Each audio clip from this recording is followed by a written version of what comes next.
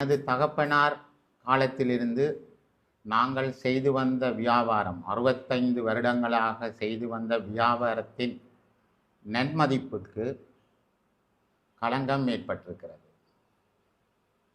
ஆகவே இதை நான் தெளிவுபடுத்துவதற்காக தான் இங்கு வந்திருக்கிறேன். எனக்கு அருகில் இருப்பவர்களெல்லாம் கல்லுடைக்கும் ஆலையின் உரிமையாளர்கள். பரம்பரையாக உங்களுக்கு தெரிந்திருக்கும் புன்னாலை கட்டுவன், தெல்லிப்பளை, இளவாலை போன்ற பிரதேசங்களிலே சுண்ணக்கல் அகலப்பட்டு, அதாவது நாங்கள் முந்தி சல்லி என்று சொல்லுவோம். நாங்கள் எங்களுடைய அப்பாவுடைய காலத்திலே எங்களுடைய டிராக்டர்கள், சிறிய வயதிலே எங்களுடைய டிராக்டர்கள் மூலம் நாங்கள் இந்த கட்டிடப் பொருட்களை விநியோகித்திருக்கிறோம். சல்லி என்று சொல்லுவோம், மஞ்சள் சல்லி, வெள்ளை என்று சொல்லுவோம்.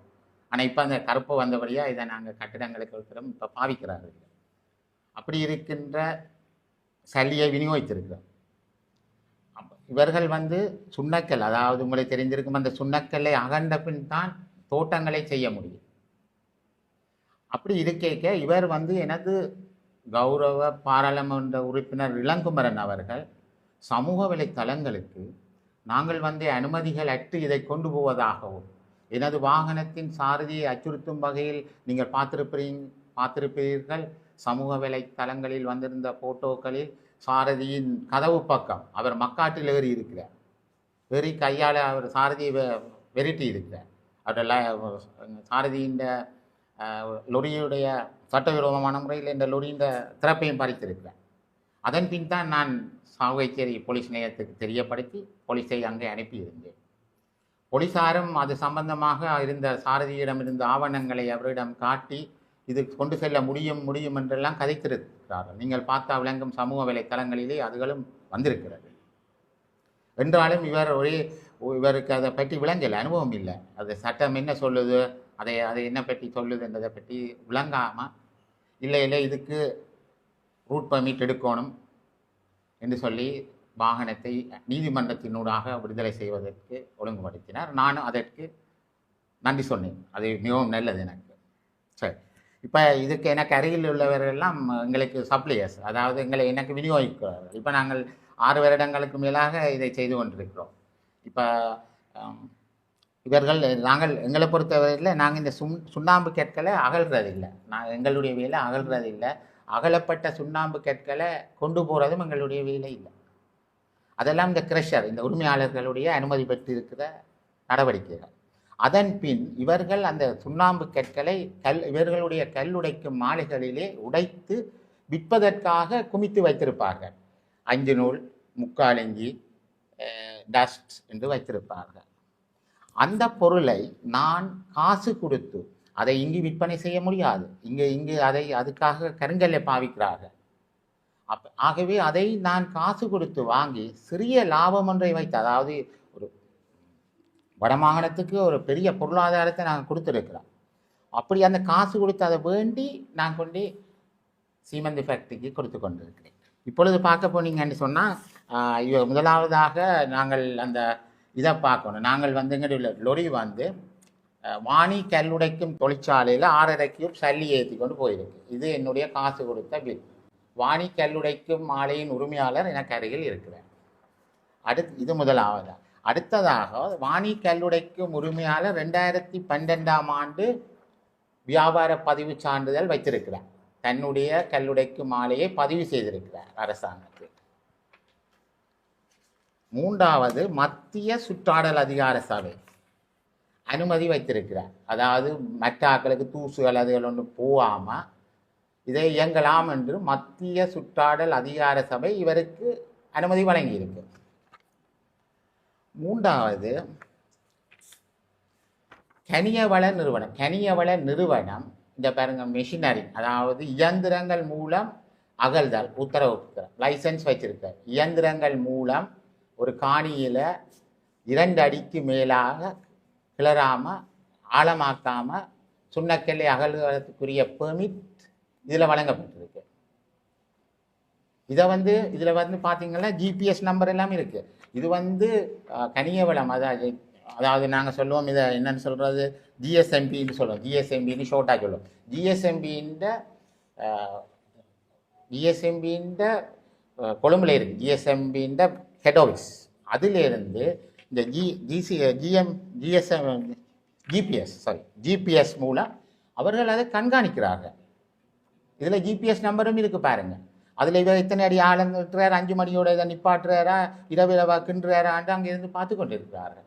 அப்போ இதில் எந்த விதமான ஒரு வேலையும் செய்யலாம். இங்கேயும் கனியவள அலுவலகம் இருக்குது. கிழமைக்கு ஒருக்கா வந்து இந்த பெர்மிட் கொடுத்த இடத்துல என்ன நடக்குதுன்றெல்லாம் பார்க்கலாம். அடுத்ததாக இது அகழ்வதற்குரிய பெர்மிட் இவர் எடுத்து எங்களுக்கு அகழ்றார். அதுக்கு அடுத்ததாக அகலப்பட்ட இந்த பாரிய சுண்ணாம்பு கற்களை கொண்டு செல்வதற்கான வழி அனுமதி பத்திரம். இதில் பாருங்க, பார்த்தீங்கன்னா பாருங்கோ 1 2 3 4 5 வழி அனுமதி பத்திரங்கள் இதில் காணப்படுது. 5 டிராக்டர்களுக்குரிய வழி அனுமதி பத்திரம். அதாவது சட்டங்கள் இப்படித்தான் சொல்லுது. சட்டத்தை பற்றி நான் பிறகு சொல்கிறேன். இது இருக்குது வேறுட்ட. சரி, அடுத்த சட்டத்துக்கு வருவோம். சட்டம் என்ன சொல்லுது என்று சொன்னால் 1992ஆம் ஆண்டு 33ஆம் இலக்கத்தில் 28வது பிரிவில் 28வது முதலாவது பிரிவு வந்து என்ன சொல்லுது என்று சொன்னால், நீங்கள் பார்க்கலாம். இப்போ நீங்கள் வந்து கூகுளில் கூட லைம்ஸ்டோன் ஆக்ட் ஸ்ரீலங்கா என்று போட்டிங்கன்னு சொன்னால் சகலதும் வரும். அதன்படி ஒன்று தான் நான் எடுத்து வச்சிருக்கிறேன், நீங்களும் எடுத்துக்கொள்ளலாம். இப்போ நான் என்ன சொல்கிறேன்டா 28(1) என்ற சட்டம் என்ன சொல்லுது? 1992ஆம் ஆண்டு 33வது சட்டத்திலே 28 முதலாவது பிரிவு சொல்லுது, கனிய வளத்தை மினரலை அகழ்வதற்குரிய பெர்மிட் எடுக்கப்பட வேண்டும். அது எங்களிடம் இருக்கிறது, நான் உங்களிடம் காட்டிட்டேன். இரண்டாவதாக அகலப்பட்ட கனிய வளத்தை கொண்டு செல்வதற்கான வழி அனுமதி பத்திரம் இருக்க வேண்டும். கொண்டு செல்வதற்கு எங்கே எந்த வீட்டையும் கொண்டு வரதுக்கு வழி அனுமதி பத்திரம் இருக்கலாம். இவற்றை கிரஷருக்கு கொண்டு வரதுக்குரிய வழி அனுமதி பத்திரம் இதில் இருக்கு. அவர் என்ன செய்கிறார், அந்த ஓனர் அந்த அனுமதி பத்திரத்தின் ஊடாக அந்த கிரஷருக்கு அந்த பாரிய கற்களை கொண்டு வருகிறார். அதன் பின் பாருங்க, சட்டம் 28(1) பற்றி சொல்லிட்டேன். 28(2) என்ன சொல்லி இருக்கு என்று சொன்னா, செமி ஃபினிஷ் பண்ணப்பட்ட மினரலை, அதாவது அரை பதப்படுத்தப்பட்ட கனியத்தை கொண்டு செல்வதற்கு லைசன்ஸோ ட்ரேடிங் லைசன்ஸ் விற்பனைக்கோ அல்ல போக்குவரத்து செய்வதற்கோ எந்த விதமான லைசன்ஸும் தேவையில்லை. அதாவது எங்களுடைய கருங்கல்லி சல்லி என்ன மாதிரி நாங்கள் கொண்டு வருகிறோமோ அதுவும் ஒரு மினரல், அதுவும் ஒரு கனியம். நீங்கள் பார்க்கலாம், ஸ்ரீலங்கா மினரல் என்று கூகுளில் அடித்து பாருங்கள், எல்லாம் வரும். லைம்ஸ்டோன் வரும், எங்களோட அதை கிரனைட்னு சொல்லுவோம், கிரனைட் வரும், எல்லாம் மினரல். அதாவது கருங்கல்லி சல்லிக்கு என்ன ரூல்ஸ் அண்ட் ரெகுலேஷன் சட்டங்கள் இருக்கோ அதே சட்டங்கள் தான் இந்த லைம்ஸ்டோன் என்ற சுண்ணக்கல் சல்லிக்கும் உண்டு. அதை விட அடுத்ததாக எங்களுடைய கனிய வளம் வந்து நாங்கள் வந்து சீமெந்து கோப்பரேஷன் கொண்டு போகிறபடியால் இண்டஸ்ட்ரியல் மினரல் என்று சொல்லி இதில் ஐடென்டி பண்ணிக்கலாம். இதில் பாருங்கள், இண்டஸ்ட்ரியல் மினரல் என்று இருக்குது. ஆனால் கருங்கல்லி சல்லி இண்டஸ்ட்ரியல் மினரல் இல்லை. ஏன் இண்டஸ்ட்ரியல் மினரல் என்று இவர்கள் அடையாளப்படுத்தி இருக்கிறார்கள் என்றால், நாங்கள் இதை சீமெந்து தொழிற்சாலைக்கு கொடுப்பதனால். சரி, ஓகே, அதாலேயும் அரசாங்கத்துக்கு வருமானம் கூட வருது. இந்த இண்டஸ்ட்ரியல் மினரல் என்ற என்ன மீனிங், அதாவது அகழ்வுக்குரிய பணத்தை மும்மடங்காக்கி விட்டார்கள். முதல் 200 ரூபாய்க்கு எவ்வளவு இருந்தது, 200 ரூபாய்க்கு இருந்த இது 1200 ரூபாய்க்கு ஆக்கி என்ன சொல்லி செய்திருக்கார்கள், இண்டஸ்ட்ரியல் மினரல். அப்போ நாங்கள் இந்த இண்டஸ்ட்ரியல் மினரல் என்றால் நாங்கள் தொழிற்சாலைக்கு கொண்டே வழங்கலாம், அதில் எந்த விதமான மாற்றமும் இல்லை. அப்போ சட்டம் எங்களுக்கு சொல்லிட்டு, சட்டம் என்னன்னு சொல்லிட்டு 28(1) அகழ்றதுக்கு பெர்மிட் தேவை. அதில் அகலப்பட்ட பாறைக்கற்களை கொண்டு வரத்துக்கு பெர்மிட் தேவை. அதை உங்களுக்கு நான் காட்டியிருக்கிறேன்.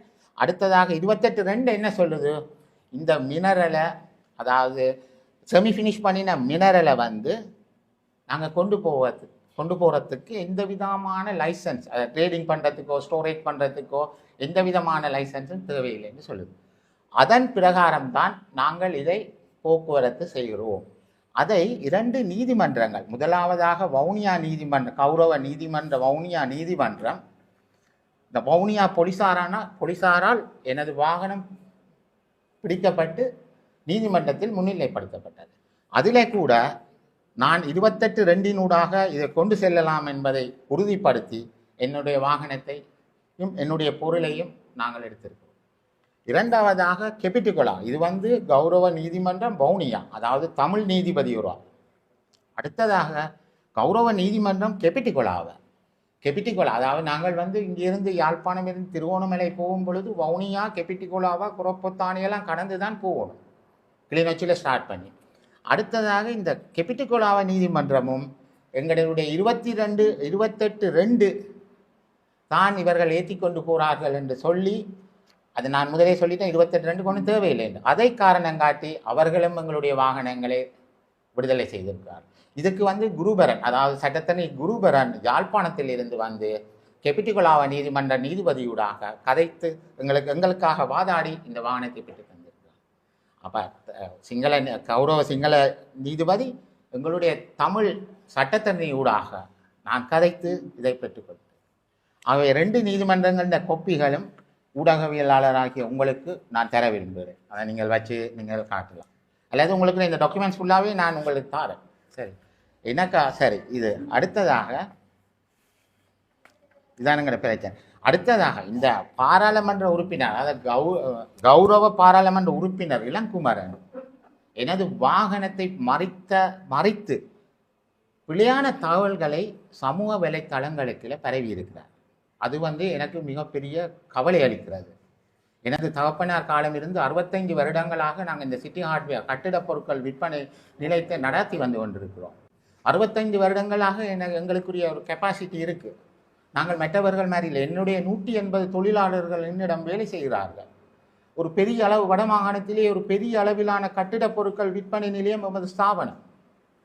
அந்த ஸ்தாபனத்தில் இருக்கின்ற இன்று கூட எனது மகள் கொழும்பிலே படித்து கொண்டிருக்கிற எனது மகள் கூறுகிறார், அப்பா இந்த கடையை பூட்டி விட்டு கொழும்பில் வந்து தொழிலை செய்யுங்கள், ஏனப்பா உங்களை பற்றி இப்படியான தகவல்கள் வந்து கொண்டிருக்கின்றன. நான் சொன்னேன், என்னுடைய 180 தொழிலாளர்களை விட்டுட்டு நான் இங்கிருந்து வர முடியாது.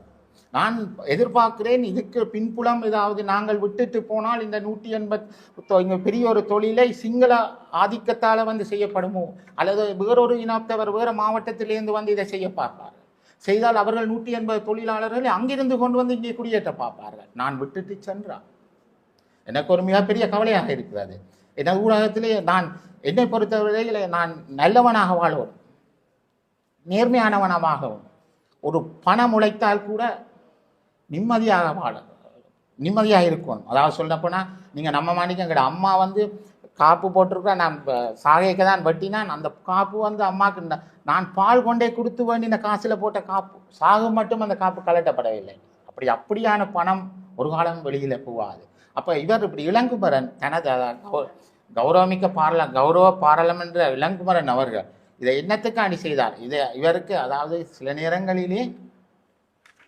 நேரங்களிலே இதை பற்றி அறியாதவர்கள், அதாவது இதை தெரியாதவர்கள் சில பேர் இந்த தொழில்களை பற்றி, அதாவது என்ன சொல்றது, எனவே சட்டத்தின் பாட்பட்டும் விதிகளின் பாட்பட்டும் உங்களுக்கு காட்டியிருக்கிறேன். சட்டத்தின் பாட்பட்டும் விதிகளின் பாட்பட்டும் செயற்படும் நமது தொழில் தொடர்பிலே, இந்த தொழில் எங்களது அது தொடர்பான முழுமையான விவரங்களை அறியாத நபர்களால் முன்வைக்கப்படும் குற்றச்சாட்டுக்களை தாங்கள் புறந்தள்ள வேண்டும். அதை கவனத்தில் எடுக்கக்கூடாது. கௌரவ பாராளுமன்ற உறுப்பினரே, நீங்கள் அதை கவனத்தில் எடுக்கக்கூடாது. நீங்கள் என்ன செய்யணும், அதை புறந்தள்ளி எங்களுடன் வந்து, நாங்கள் ஒரு மிகப்பெரிய ஒரு நிறுவனம், சிட்டி ஹார்ட்வேர் ஸ்டோர்ஸ், 180 பேர் வேலை செய்கிறோம், 85 பார உறுதிகளங்கள்ட்ட இருக்குது, வாகனங்கள் இருக்கிறது. இதில் நாங்கள் ஒரு களவு வேலை கூட செய்யலாது. ஒரு டைமில் ஒரு சாரதியை நான் உடனே வெளியேற்றுவேன், அவன் போய் எனக்கு சொல்லிக் கொடுக்கலாம். என்னட்ட 80 வாகனம் என்றால் எத்தனை சாரதி? என்ற இலங்கையில் வேலை செய்கிற சகல இனத்தவர்களும் என்னிடம் வேலை செய்கிறார்கள். அப்போ ஒரு அணு அளவு கூட நாங்கள் ஒரு பிழையான வேலைகளை எமது நிறுவனம் செய்யவும் மாட்டுது, செய்ய வேண்டியதும் எங்களுக்கு இல்லை. ஆகவே இந்த இளங்குமரன் என்பவர் எனது வாகனத்தை, அதாவது இந்த வாகனத்தை வழிமறித்த, சட்டவிரோதமான முறையில் வழிமறித்திருக்கிறார். அதை விட போலீசாரிடம் வாக்குவாதப்பட்டிருக்கிறார். இது கொண்டு போகலாம். 2 நீதிமன்றங்களும் விடுதலை செய்த ஆவணம் போலீசார் சாரதிகள் எல்லோரிடம் இருக்கிறது. எல்லோரும் அதை பார்க்கிறார்கள். அதான் கூறியும் இல்லை இது ரூட் பெர்மிட் வேணும் அது. அடுத்ததாக இன்னொன்று சொல்கிறேன், மந்திவில்ல தங்களுக்கு மக்கள் சொன்னார். மந்திவில்ல நான் புன்னாலை கட்டுவரன் இருக்கின்ற வாணி கல்லுடைக்கும் கிரசரில் ஏற்றி கொண்டு போன சாமானுக்கும் மந்திவில்லுக்கும் என்ன தொடர்பு இருக்கிறது? ஒரு மந்திவில்லில் இருக்கிற ஒரு பழைய கிடங்க காட்டிக்கொண்டே இருக்கிற ஏன் இப்பொழுது முந்தின மாதிரி இல்லை. இப்போ பாதுகாப்பு விலையங்கள் எல்லாம் குறைக்கப்பட்டது. எங்கும் என்னவும் கனிய வளம் இருக்குது, போலீஸ் இருக்குது. இவர் சட்டத்தை கையில் எடுக்கிறார். இவர் அன்று என்னது போல் லொரிய வழிமறித்ததை பார்க்கும் பொழுது அவர் ஒரு சிங்கள சாரதி. அவன் சரியாக பயந்து விட்டான். அவன் சொல்லியிருக்கிறான், நான் இந்த என்பிபி என்ற கட்சி என்னிடம் எங்கள் ஊரிலும் இருக்கிறது, நான் இதை கொண்டு சொல்லுகிறேன், இதை ஜனாதிபதியின் கவனத்துக்கு கொண்டு போக போகிறேன். அதாவது அவன் ஒரு கெபிட்டிகுலாவை சேர்ந்தவன், அவன் ஒரு என்பிபி ஏரியா. அது அவர் சொல்கிறார், இப்படி எனக்கு இப்படி வந்து இப்படி செய்திருக்கார். இவர் பார்லிமெண்ட் மந்திரித்துமாவான் என்று எல்லாம் என்ன கேட்குறேன். அப்போ நாங்களும் என்ன பொறுத்தவரையிலையும் இந்த கௌரவ இளங்குமரன் அவர்கள் எங்களுக்கு, அதாவது சமூக வலைத்தளங்களுக்கு எனக்கு பிழையான தகவல்களை வழங்கி, இப்பொழுதும் எனக்கு சமூக வலைத்தளங்களில் என்னை பற்றி பிழையான தகவல் வந்து கொண்டிருக்கு. இப்பொழுது நாங்கள் உங்களிடம் காட்டிட்டேன் எல்லாத்தையும், சகல ஆவணம், இதுதான் சட்டம், வேணும்னா நான் சொன்ன சட்டத்தை ரிப்பீட் பண்ணி நீங்கள் கூகுளில் சர்ச் பண்ணி பாருங்கள். இது அதாவது ஒரு கனியம், ஒரு மினரலை நாங்கள் வந்து கொண்டு போகிறதுக்கு இந்த நான் சொன்ன சட்டங்கள்லாம் இருக்குது. அதாவது கருங்கல்லுக்கும் ஒரே சட்டம் தான், இதுக்கும் ஒரே சட்டம் தான். இது இண்டஸ்ட்ரியல் மினரல் இருந்தால் என்ன செய்யலாம், இந்த கனிய வளம் அதை கூட்டலாம், அந்த காசை கூட்டலாம் ஒழிய இண்டஸ்ட்ரியல் மினரல் ஒன்றும் வைக்கல. மற்றது எக்ஸ்போர்ட் பண்ணிடலாம். எக்ஸ்போர்ட் பண்ணுறேன்றதை சொன்னால் தான் நாங்கள் வேற ஒரு லைசன்ஸ் ஒன்று எடுப்போம். அப்போ இப்போ இருக்கிற இவைகளெல்லாம் சப்ளையர். அடுத்ததாக பாருங்க, நான் வந்து நல்லதை தான் செய்கிறேன். நான் வந்து வாழ்வாதாரத்துக்கு உதவியாகத்தான் நாங்கள் செய்து கொண்டிருக்கிறோம். அதாவது 30 வருடங்களாக இராணுவ கட்டுப்பாட்டில் இருந்த புன்னாலை அந்த பகுதிகள், தெல்லிப்பளை, புன்னாலை கட்டுவன் பகுதிகள் எல்லாம் இப்பொழுது விளைநிலங்களாக மாற்றப்பட்டு வருகிறது. சொல்லுங்க, இவர்களுக்கு தெரியும், விளைநிலங்களாக மாற்றப்பட்டு வந்து கொண்டிருக்கிறது. நாங்கள் இதை கொள்வனவு செய்யவில்லை என்றால் எங்களுடைய நிலம் கல்பூமியாகத்தான் இருக்கும். நான் டோக்கியோ சிமெண்ட் சொல்கிறேன், நாங்கள் பெருசாங்க, அவங்க சொல்கிறாங்க இல்லை நான் கப்பலால் கொண்டு வந்துடுவேன், நிப்பாட்டு சாமான் காணி கொண்டு வராது, கூட கொண்டு வராது, நாங்கள் கப்பலால் கொண்டு வராது, எங்களுக்கு லாபம் என்று சொல்கிறாங்க. இந்தியா போன்ற பிரதேசங்களில் இந்த லைம்ஸ்டோன் கூடிய அளவு கிடக்குது, எக்கச்சக்கமாக இருக்குது. அவன் கப்பலால் கொண்டு வந்து வைக்கிட்டு போயிடும். அதுவும் காபரெல்லாம் அவனுக்கு பக்கத்தில் இருக்குது. ஒரு டிரான்ஸ்போர்ட் செலவுகள் ஒன்றுமே இருக்காது. நான் ஒரு அதாவது எண்ணெய் தேவை, அதாவது 16 வருடங்களாக நாங்கள் டோக்கியோ சிமெண்ட் கம்பெனியிலே இலங்கையிலே முதலாவது டீலராக வந்து கொண்டிருக்கிறோம். அது கூட சிங்களவருக்கு பெரு பொறாமையாக இருக்குது. ஒரு யாழ்ப்பாணத்தைச் சேர்ந்த சிட்டி ஹார்ட்வேர் நிறுவனம் 14 வருடங்களாக இலங்கையிலே முதன்மையாக விற்பனை செய்து கொண்டிருக்கு. இந்த சீமெண்ட் ஆகக்கூடிய சீமெண்ட் பைகளை விற்று கொண்டிருக்கிறது என்பது எல்லா சிங்கள ஹார்ட்வேர் உரிமையாளர்களுக்கு நாங்கள் ஒரு ஆனுவல் மீட்டிங்கள் வைப்பினோம். அதுக்கு போய்க்க ஒரு பொறாமைப்படுறாரு. அப்படியெல்லாம் நாங்கள் செய்து கொண்டு இந்த எங்களுடைய வடமாகாணத்தை நாங்கள் முழுதாக ஒரு வளமிக்க நாடாக மாற்றுவோம் என்றால், இப்படி கௌரவமிக்க இளங்குமரன் அவர்கள் போல மந்திரிகள் வடிவாக சிந்தித்து, வேறு யார்ட்டையும் இப்படி செய்ய போறீங்கன்னா கூட நீங்கள் சிந்தித்து செய்யுங்க. போய் கேளுங்க, அவனை போய் காணுங்க, அவன்கிட்ட என்ன இருக்குது, அதில் கனிய விளக்காரத்தை போய் கேளுங்க, நீங்கள் லைசன்ஸை கொடுத்தீங்களா, இதை செய்தீங்களா. சும்மா 2-3 பேருடைய கதைகளை வைத்துக்கொண்டு மக்கள் சொல்கிறார்கள் என்று சொல்லாதீர்கள். உங்களுக்கு கூறினா அந்த 4 பேர், நான் நினைக்கிறேன் இந்த காரில் வந்த 4 பேர் தான் உங்களுக்கு கூறினார்களோ தெரியல. இல்லைங்க, 4 பேரும் தான் சொல்லி நீர் இப்படி லொரிய மறைச்சிங்களோ இன்னும் தெரியல. மக்கள் என்றால் என்ன? மக்கள் என்றால் 1000க்கும் மேற்பட்ட மக்கள் இருக்கணும். ஒரு வழக்கில் கூட, மேல் நீதிமன்ற வழக்கில் கூட 100 பேர் கையெழுத்து போட்டதை மேல் நான் வேணுமென்று அதுக்கு அடுத்த இதில் சொல்லலாம். 100 பேர் கையெழுத்து போட்டு கொடுத்த ஒரு கோயில் சம்பந்தப்பட்ட வழக்கை கூட மேல் நீதிமன்றம் நிராகரித்தது. அதை பற்றி இல்லை, இதுதான் சட்டம், இதுதான் ஒழுங்கு. 1000க்கும் மேற்பட்டவர்கள் மக்கள் சொல்லணும். நீங்கள் ஒரு 3-4 பேர் சொல்லி அதை செய்யலாம். மக்கள் சொன்னது என்னெல்லாம் சொல்கிறீங்க, அப்படியெல்லாம் சொல்லிடலாம். அது மற்றது, நான் உங்களுடைய என்பிபி காரியாலயத்துக்கு நான் நேற்று மாலை சென்றிருந்தேன். என்னுடைய ஆவணங்களை கொண்டு சென்றேன். அங்கே கௌரவ அமைச்சரின் பிஏ இருந்த பிரகாஷ்ன்னு சொன்னார். எனக்கும் பிரகாஷ் பேர், அவருக்கும் பிரகாஷ். அப்போ என்னுடைய பேர்லாம் நீங்களும் இருக்கிறீங்க. அவர் கவலைப்பட்டு தான் கதைத்தார்.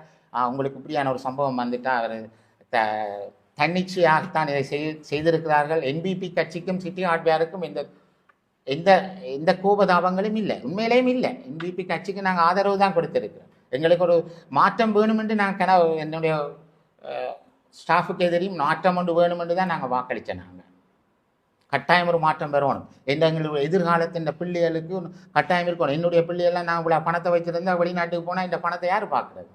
அப்போ ஒரு மாற்றம் இருந்தால்தான் எங்களுடைய பிள்ளைகள் இங்கே கல்வி கட்டி இங்கே வேலை செய்யக்கூடிய மாதிரி வருவார்கள். நீங்கள் நம்ப மாட்டீங்க, நான் எல்லாம் ஒரு வடமாகாணத்திலே ஒரு என்னது பிள்ளையே இலத்திர, அதாவது மேக்ஸ் படித்து இன்ஜினியராக ஆக்கப்படுறேன். என்ன காரணம்? ஒரு இண்டஸ்ட்ரியல் ஒன்று போடணும்.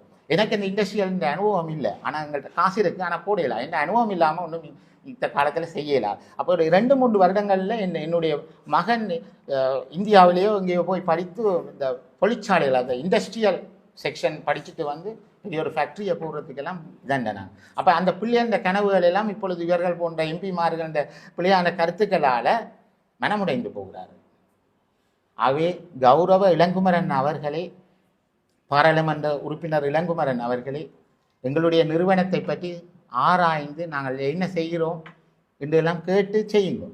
சட்டத்தை பாருங்க, சட்டம் என்று இருக்கு. சும்மா கூகுளில் அதுலேருந்து கூகுளில் தட்டினா கூட சொல்லி இருக்கலாம். நீங்கள் மற்றது இந்த வாகனத்தில் இருக்க நான் கஷ்டப்பட்டு உழைக்க இந்த தரப்பால் கிழிச்சு போட்டீங்க. நான் கஷ்டப்பட்டு உழைக்கிறதுல எடுத்து அதெல்லாம் நீங்கள் என்னென்னு கிழிப்பீங்க? நீங்கள் யார் அதுக்கு? ஆகவே நீங்கள் கௌரவ இளங்குமரன் அவர்களே, நீங்கள் சரியான முறையில் விசாரித்து சரியான முறையில் செய்யுங்க. இதுதான் எங்களுடைய இதை தெளிவுபடுத்தணுமென்றதுக்காகத்தான் நாங்கள் வந்திருக்கிறோம். ஒன்று நாங்கள் ஒரு பெரிய நிறுவனம் வைத்து நடத்தி கொண்டிருக்கிறோம். இந்த நிறுவனத்தை இப்படியானவர்கள் சொல்லும் பொழுது எங்களுக்கு மனமுடைந்து விட்டால் நாங்கள் இதை விட்டு விலத்தி வேறொரு மாவட்டங்களுக்கு செல்ல வேண்டி வரும். என்னிடம் இருக்கிற 180 தொழிலாளர்களுக்கும் இந்த இளங்குமரன் ஒரு வேலை வாய்ப்பை கொடுக்க முடியுமா? இவர் கதைக்கிறார்.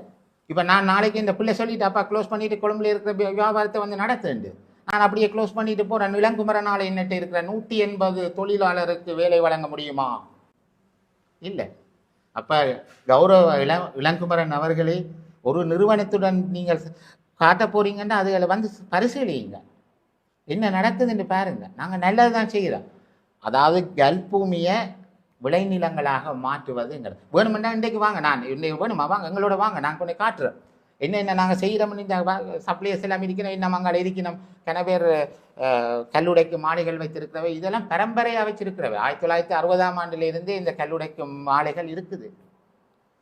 சும்மா நீங்கள் ஏதோ மந்தியில் மந்திவில்ல போய் ஒரு பழைய கிடங்குகளை போய் நின்று கையை வைத்து காட்டிக்கொண்டு நிற்கிறீங்க. அதை விட்டீங்க அதை வாங்க. நாங்கள் போன முறை அபிவிருத்தி குழு கூட்டத்தில் கூட நான் நேரடியாக சென்று என்னுடைய தகவல்களை நான் வெளியிட்டிருந்தேன். சில நேரம் இதில் இந்த ஊடகவியலாளர்கள் அந்த சந்தர்ப்பத்தில் அங்கே இருந்திருக்கலாம்.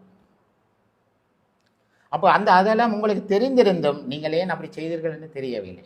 அடுத்ததாக நான் கூறியிருந்தேன், அந்த பிஏட்டை நான் என்னுடைய டாக்குமெண்ட் இதெல்லாம் கொண்டு போனோம். என்பிபி கட்சிக்கும் எனக்கும் எந்த விதமான இதுவும் இல்லை. அவர் தனிப்பட்ட ரீதியாக இதை போட்டிருக்கிறார். கௌரவ அமைச்சர் அவர்கள் சொன்னார், நீங்கள் உங்களுடைய அனுமதிகளை வைத்துக்கொண்டு உங்களுடைய தொழில்களை தொடர்ந்து செய்து கொண்டு போகும்படி பிஏயிடம், அதாவது பிஏயிடம் கூறி என்னிடம் பிஏ கூறியிருந்தார். அப்போ அது எனக்கு ஒரு சந்தோஷமாக இருந்துச்சு. ஒரு அமைச்சர் இதை சொல்லிட்டார், அவர் தனிப்பட்ட முறையில். ஆகவே கௌரவ பாராளுமன்ற உறுப்பினர் இளங்குமரன் அவர்களே, நான் இந்த வாகனத்தையும் போலீஸில் வச்சிருக்கிறார்கள் என்றால், கனியம் சம்பந்தமாக ஒரு வாகனம் போலீஸில் பாரப்படுத்தப்பட்டால் அது கனிய வளத்தில் இருந்து அவர்கள் வந்து ரிப்போர்ட் கொடுக்கணும். கனிய வளத்திலேருந்து நேற்று வந்து பரிசீலித்து ஒரு பகுதியை கொண்டு போயிருக்கிறார்கள். கொண்டு போய் கொழும்பில் உள்ள அவர்களுடைய லேப் என்று சொல்கிறோம், பரிசோதிக்கப்படும் இடம் இருக்குது கொழும்பில். அதில் கொடுத்து அதில் கொண்டு வரும், இது என்ன சாமான், இதில் கால்சியம் கார்பனேட் என்ன பெர்சன்டேஜ் இருக்குது, இது என்ன மினரல் என்றெல்லாம் போட்டு வரும். அது வந்த பிறகு தான் போலீஸாரால் இதை ரிலீஸ் பண்ண முடியும், அல்லது நீதிமன்றத்தையும் அதை எடுக்க முடியும். சில வேளைகளில் நீதிபதி அதை பார்த்துட்டு இது கல்லுத்தானே, இது சட்டத்தில் 28(2) அதாவது வவுனியா கோர்ட்ஸில் அப்படி தான் நாங்கள் எடுத்தோம். வவுனியா கோர்ட்ஸில் நீதிவான் பார்த்தார், அவருக்கு விளங்கிட்டு இது சல்லிக்கல். அவரும் சொன்னார் நான் யாழ்ப்பாணத்தில் இருந்தேன் நான் என்று. அப்போ 28(2) அது கொண்டு போகக்கூடியா இருந்தது, அவர் ரிலீஸ் பண்ணிட்டார். ஆனால் கெபிட்டிகோலாவ நீதிபதி என்ன செய்தார், இல்லை நீங்கள் அங்கே அனுப்பி அது டெஸ்ட் ரிப்போர்ட் வந்த பிறகு தான் நாங்கள் அடுத்த பரிசீலிக்கப்படும். அப்படி சில கௌரவ நீதிமன்றங்கள், கௌரவ நீதிபதிகள் சில சந்தர்ப்பங்களில் சொல்வார்கள். ஓகே என்றாலும் நாங்கள் சட்டத்துக்கு உட்பட்டு தான் எங்களுடைய நிறுவனம் இந்த தொழிலை செய்து கொண்டு போகுது. நான் இந்த பார்த்தீங்கன்னா சப்ளைஸ் எல்லாம் கூட்டிக்கொண்டு வந்தேன். நாங்கள் பிள்ளையான வேலையை ஒன்றுமே செய்யலை. நாங்கள் இனி எங்களுடைய கடையில் இருந்தே வீடியோ போட்டு இந்த சுண்டக்கற்களை ஏற்றி கொண்டு போகிற வாகனங்கள் ஊடகவியலாளருக்கு நான் சமூக வலைத்தளங்களுக்கு நான் போடுகிறேன். சரி, என்ன இதை ரைட். அடுத்ததாக நான் போலீஸில் முறைப்பாடு செய்திருக்கிறேன். என்ன முறைப்பாடு என்று சொன்னால், இவர் சமூக வலைத்தளங்களில் கூடுதலான முறையில் இவர் கூறியதை விட திரிவுபடுத்தி எல்லாம் பிள்ளையான தகவல்களை சொல்லி சமூக வலைத்தளங்களில் எனக்கு எதிராக கூடுதலான பிரச்சாரங்கள் வர வெளிக்கிட்டு. அப்போ நான் இவருக்கு எதிராக சமூக வலைத்தளங்களில் பிள்ளையான பொய்யான என்னை சம்பந்தமான பிள்ளையான பொய்யான கருத்துக்களை முன்வைக்கிறார் என்று சொல்லி நான் யாழ்ப்பாணம் போலீஸ் நிலையத்திலே முறைப்பாடு செய்தேன். ஏன் யாழ்ப்பாண போலீஸ் நிலையத்தில் முறைப்பாடு செய்தேன் என்றால், யாழ்ப்பாணத்தில் பதியப்பட்டனா யாழ்ப்பாணத்தில் தான் முறைப்பாடு செய்யலாம். சாவகச்சேரியில் இருந்தால் சாவகச்சேரியில் முறைப்பாடு செய்யலாம். நான் சில பேர் சொல்லலாம் நான் யாழ்ப்பாண போலீஸ் என்ற சப்போர்ட் அது இது என்று. இல்லை, நான் யாழ்ப்பாணம் இருந்தால் யாழ்ப்பாணம் தான் அது நாங்கள் செய்யோம். அடுத்ததாக இன்னும் நான் இன்று உங்களுடைய இதுகளை முடித்து விட்டு அடுத்ததாக நான் காங்கேசந்துறை செல்ல இருக்கிறேன். அதாவது இணைய முறைப்பாட்டு பகுதி ஒன்று அங்கே இருக்குது என்று அறிஞ்சு, எனக்கு இதை பற்றி தெரியலை, இப்போ தான் நீங்கள் இதை தேடிக்கொண்டிருக்கிறேன். என்னையும் இப்படியான இதுகளை கேட்டு என்னையும் ஒரு காலத்தில் அரசியல்வாதி ஆக்குறது தான் இளங்குமரன் வேலையோ தெரியலை. இது பார்க்க போனால் எனக்கும் அப்படி பேருது. ஆனால் நாங்கள் அரசியல்வாதிக்கு சப்போர்ட்டை கொடுப்போம், ஆனால் அரசியல்வாதி ஆகிற விருப்பங்கள் எங்களுக்கு இல்லை. நான் இப்போ இணைய இதுக்கு போய் இவருக்கு எதிராக மற்றது இந்த சமூக ஊடகங்கள் சிலது கணப்பேருங்க பற்றி கணக்கை போட்டிருக்கிறேன். சமூக ஊடகங்கள் அதுகளையும் நான் எல்லாம் எடுத்து வச்சிருக்கிறேன், டாக்குமெண்ட்ஸ் எல்லாம் எடுத்து வச்சிருக்கிறேன். அதுகளையும் கொண்டு போய் காட்டி உடனடியாக இந்த பதிவிலிருந்து நீக்கப்பட வேண்டும் என்று கூற இருக்கிறேன். வேறு ஏதாவது கேள்விகள் நீங்கள் கேட்க கேளுங்க. இலங்கை அரசாங்கம் வெளிநாட்டு முதலீட்டாளர்கள் உள்நாட்டு முதலீட்டாளர்களை ஊக்குவிக்க வேண்டும், அவர்கள் முதலீடு செய்யணும் என்று கோரிக்கை வச்சு கொண்டு இருக்கிறோம். உங்கள் போன்ற ஆக்களுக்கு பாரான சம்பவங்கள் நடைபெற்றால் எதிர்காலத்தில் அதன் இந்த தாக்கம் பாராக இருக்கும். அதுதான் நான் கூறியிருந்தேனே. இப்போ எனக்கு இப்படி தந்தா நான் இப்போ கொழும்புக்கு போயிட்டேன்னா கடையை போட்டினா 180 பேருக்கு வேலை இல்லாமல் சும்மா இருக்கும். மற்றது சிங்கள ஆக்கள் யாரும் வருவினோம் இந்த ஹார்ட்வேரை செய்ய இரும்ப செய்வோம் டக்குண்டு. அப்போ சிங்களத்திலே ஆக்கள் தான் வேலை ஆட்களும் பெறுவார்கள். அப்போ அவர்கள் என்ன செய்வார், இங்கே குடியேறுவார்கள். ஒரு காலத்தில் யாழ்ப்பாணத்திலே ஒரு சிங்கள எம்பி தெரிவு செய்யப்படலாம். இப்படியான சம்பவங்கள் நடந்தால் சிங்கள எம்பி ஒரு ஆள் தெரிவு செய்யப்படலாம். அப்போ நாங்கள் என்ன தமிழ் தேசியம் என்று கதைத்து கொண்டிருக்கிறவர்களும் இருக்கிறார்கள். அதை விட மோசமாக இவர் எங்களது கௌரவ பாராளுமன்ற உறுப்பினர் இளங்குமரன் இதை செய்திருக்கிறார். அவருக்கு நான் நினைக்கிறேன் தெரியாமல் செய்திருக்கலாம், அவர் சிறிய வயது, அதால் அவர் தெரியாமல் செய்திருக்கலாம். ஆனால் இனி இப்படியான இதுகளை தயவு செய்து ஆராய்ந்து அதுகளுக்குரிய நீங்கள் சட்டத்தை கையில் எடுக்காங்க. அது போலீஸ் என்னதான் இருந்தாலும் போலீஸ்ன்னு ஒன்று இருக்குது, மற்றது கனியவளம்ன்று இருக்குது, அரசாங்க அதிபர் என்று இருக்கிற ஆளுநர் என்றெல்லாம் இருக்கிறார்கள். அப்போ அதுகளுக்கு கூடாக உங்களுடைய வேலை திட்டங்களை கொண்டு போகிறது நல்லது. இப்போ ஸ்ரீலங்கா கிளீன் என்று சொல்லி நல்லதையும் தட்டி விட்டீங்கன்னா ஒன்றும் இல்லாமல் போயிடும். க்ளீன் பண்ணுறதுன்னு நல்லது எல்லாத்தையும் தட்டி விட்டால் எல்லாம் ஜீரோவாக இருக்கும், க்ளீனாக இருக்கும், ஆனால் சாப்பிட சோறு இருக்கும். அதை கொஞ்சம் கவனத்தில் எடுக்கணும். அதாவது இது என்ன இந்த 65 வருடங்கள் நீங்கள் நம்ம மணிங்க தகப்பனார் காலமிருந்து நான் கட்டிட பொருட்கள் விற்பனை செய்கிறேன். நான் கொட்டடி சந்தையில் எங்களை முதலாவது மரக்கால் இருந்தது, நீங்கள் அறிஞ்சு கொள்ளலாம். அப்போ இப்படியான செய்தது எங்களுக்கு ஒரு வெறுப்பை ஏற்படுத்து. மற்றது இவையெல்லாம் என்ன இப்படி நாங்கள் இப்படி செய்கிறோமே இப்படியான இதெல்லாம் நடக்குதுன்னு கவலைப்படுது.